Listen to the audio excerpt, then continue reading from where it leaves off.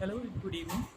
आज हमारे साथ में चिकित्सा जगत की बहुत ही जानी-मानी शिक्षक हमारे साथ बैठी हुई हैं। उनका स्वागत करते हुए मैं उनसे जो है मुखातिब होता हूँ कि अपने आज के इवेंट के बारे में हमें बताएँ।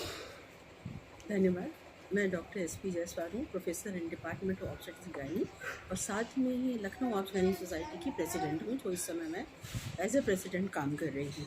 तो चूँकि मैं इस समय स्त्री रोग विभाग से संबंधित हूँ, स्त्री रोग से विशेषज्ञ हूँ, तो मैं being a head of the department along with the president of Lucknow obstetric society, हमारा एम ये होता है कि हम महिलाओं के स्वास्थ्य से संबंधित जितने अच्छी से अच्छी उनकी सेवा कर सकें, उनसे उनकी स्वास्थ्य से संबंधित जितने भी हम प्रोग्राम हैं उसको चला सकें। तो इसमें हम लोगों ने बहुत से एरिया को कवर किया है। हम लोग जाके स्क्रीनिंग प्रोग्राम करते हैं, हम लोग उनको ओरिएंटेशन मतलब बोल करके अवेयरनेस प्रोग्राम करते हैं, साथ ही सीएमई कराते हैं। सीएमई बेसिकली हमारे जो हमारे गायनेकोलॉजिस्ट हैं उनके लिए होता है, जिससे इनकी नॉलेज जो है अपडेटेड रहे, क्योंकि आज का जो ज़माना है एविडेंस बेस्ड मेडिसिन का ज़माना है और जो भी हम ट्रीटमेंट मरीज़ों की करें वो बिल्कुल सही तौर पे और सही तरीके से करें। इसलिए सीएमई की ज़रूरत पड़ती है, जो हम समय समय पे अपनी सोसाइटी के मेंबर्स के लिए कराते हैं।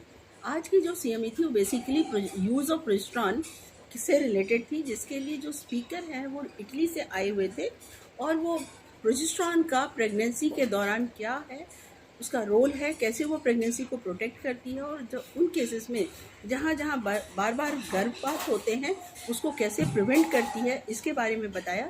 साथ ही कभी कभी ऐसा होता है कि बच्चा प्रीटर्म हो जाता है, premature pregnancy rupture of memorial हो जाता है और यह प्रीटर्म डिलीवरी में बच्चा जो कि कम दिन का पैदा हो जाता है, तो उसको बचाने में थोड़ी सी प्रॉब्लम होती है, काफ़ी खर्चा भी हो जाता है।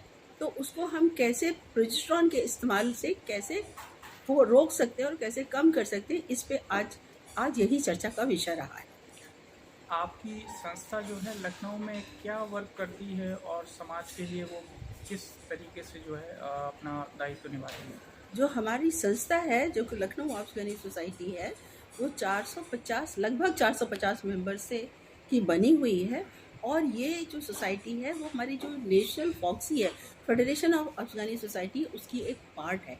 तो जो भी हमारे नेशनल लेवल पे जो काम होते हैं देश अपनी महिलाओं से संबंधित और महिलाओं के बीमारी से, उनके वेलबींग से, उनके इवन किशोरियों और पोस्ट मेनोपॉजल लेडी, उसको भी हम महिलाओं का मतलब ये होता है कि जब से उनका पीरियड शुरू होता है एडोलेसेंट एज ग्रुप से लेकर के पोस्ट मेनोपॉजल तक की महिलाओं को हम लोग बच्चियों को कवर करते हैं।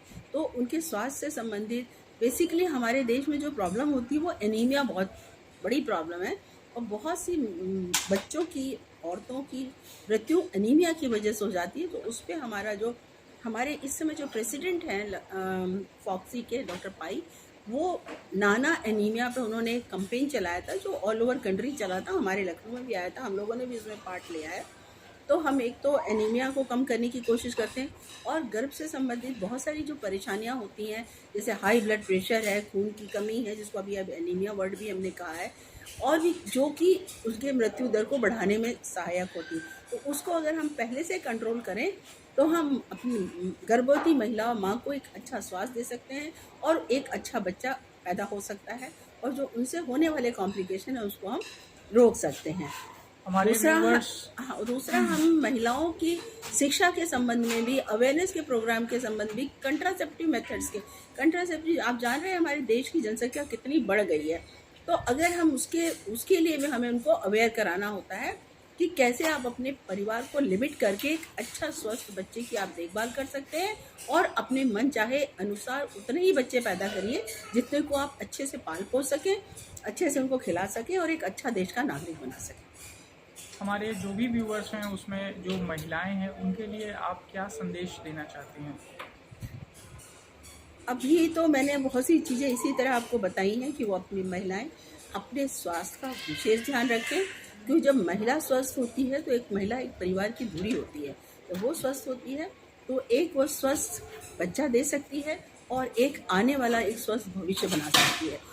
तो महिला को अपने स्वास्थ्य के लिए विशेष ध्यान देना चाहिए, साथ ही अपने परिवार के स्वास्थ्य। आपने हमारे लिए समय निकाला, इसके लिए बहुत बहुत धन्यवाद। धन्यवाद। Thank you.